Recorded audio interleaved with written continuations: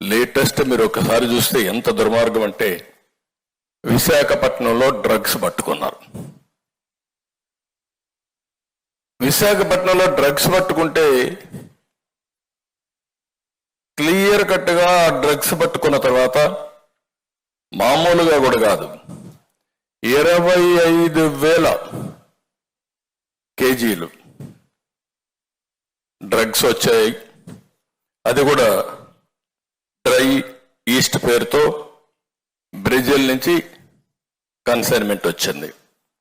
ఇక్కడైతే government CBI వాళ్ళు రాసిన రిపోర్ట్ ఇది.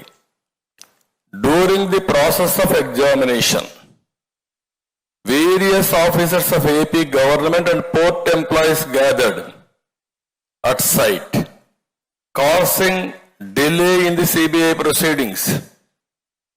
The representatives of importer informed that there is prediction of rainfall and all his goods might get damaged in rainfall. Hence request to keep the goods inside the container for the day for its safety custody. అటు container తీసుకొచ్చిన వ్యక్తి ఇటు అధికారులు పోయి delay చేయడానికి ప్రయత్నం చేశారు.